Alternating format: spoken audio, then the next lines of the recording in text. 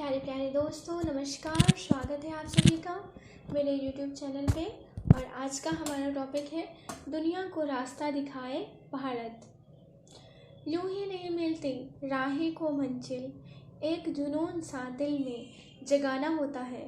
पूछा चिड़िया ने से कैसे बना आशियाना, बोली भरनी पड़ती है उड़ान बार बार, तिनका तिनका उठाना होता है।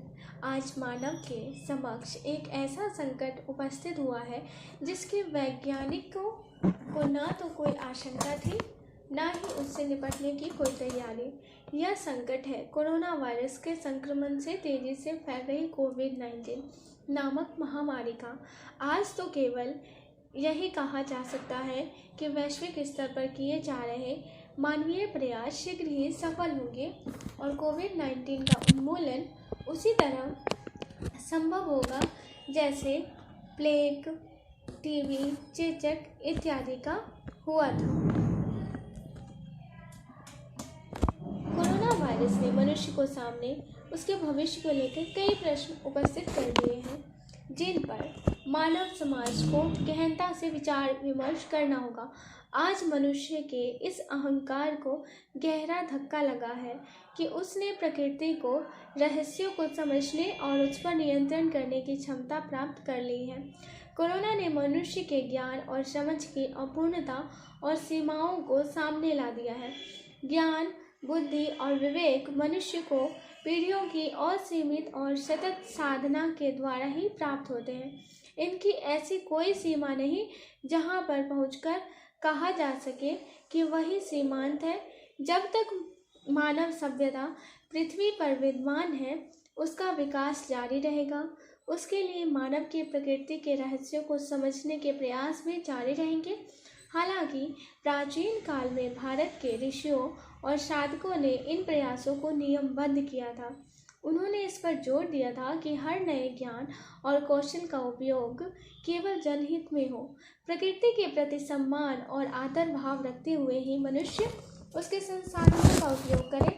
इसी दर्शन को महात्मा गांधी ने कुछ इस तरह कहा था कि भारत अपने मूल रूप में कर्म भूमि है, भोग भूमि नहीं।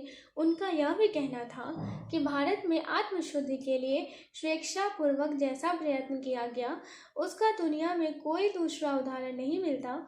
इसी चिंतन के कारण पूरे विश्व ने ज्ञान और आध्यात्म के क्षेत्र में भारत की श्रेष्ठता को स्वीकार किया। भारत में अपरिग्रह को मनुष्य और प्रकृति के बीच की संवेदनशील कड़ी बनाए रखने का आधार बनाया गया था। गांधी जी ने अपरिग्रह को समझा, सराहा, अपनाया और दूसरों को समझाने का प्रयास भी किया। अनेक कारणों में कालांतर में भारत में इस आत्मशुद्धि की स्वीकार्यता और व्यावहारिकता में कमी आती गई।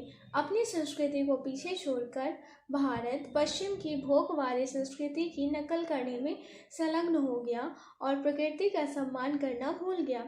कोरोना संकट ने भारत के सामने यह स्पष्ट कर दिया है कि विश्व को अपरिग्रह का अर्थ और मतम्य समझाना मुख्यतः उसका भौतिक, आध्यात्मिक एवं नैतिक उत्तरदायित्व है।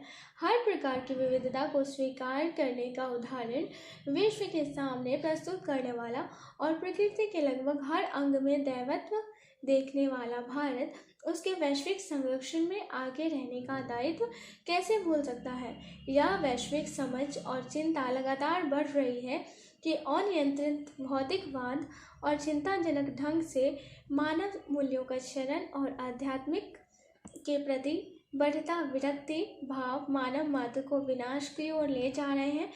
भारत का जनमानस पर सेवा को सबसे बड़ा पुण्य मानता है। वह यह मेरा वह तेरा से ऊंचे उठकर वसुधैव कुटुंबकम को हजारों सालों पहले समझ चुका है। यदि उसकी नई पीढ़ी को प्रारंभ से ही मानव मूल्यों, प्राचीन भारतीय संस्कृति और साहित्य की श्रेष्ठता से परिचित करा दिया जाए, उसकी गतिशीलता और हर प्रकार के जन उपयोगी नए ज्ञान और परिवर्तन को आवश्यक विश्लेषण के पश्चात स्वीकार करने की छूट से अवगत करा दिया जाए, तो भारत फिर एक बार मानव और मानव प्रकृति के संबंधों का ऐसा उदाहरण प्रस्तुत कर सकता है जिसकी आज सारे विश्व को आवश्यकता है। अर्नाल्ड टोयनबी जैसे अनेक मनीषी बहुत पहले यह कह चुके हैं कि वैश्विक विनाश से बचने का रास्ता केवल भारत का रास्ता है। ऐसे में भारत को अपनी जिम्मेदारी उठानी चाहिए और कोरोना से उभरे विश्व का नया रास्ता दिखाना चाहिए। कोरोना के बाद विश्व व्यवस्था में भी बहुत कुछ बदलाव होगा।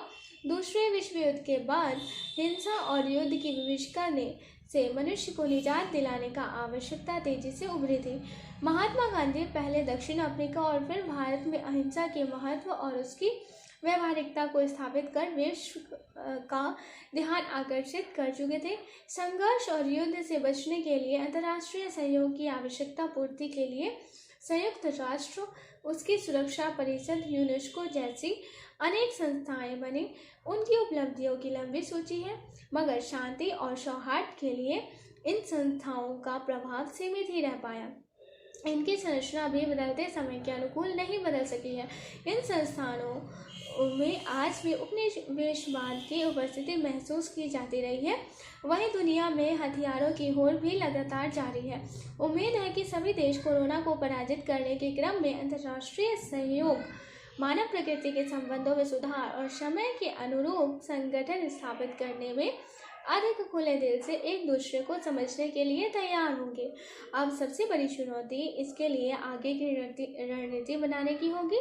इसका एक खाका महात्मा गांधी ने 6 मई 1926 को यंग इंडिया में लिखे एक लेख में खींचा था।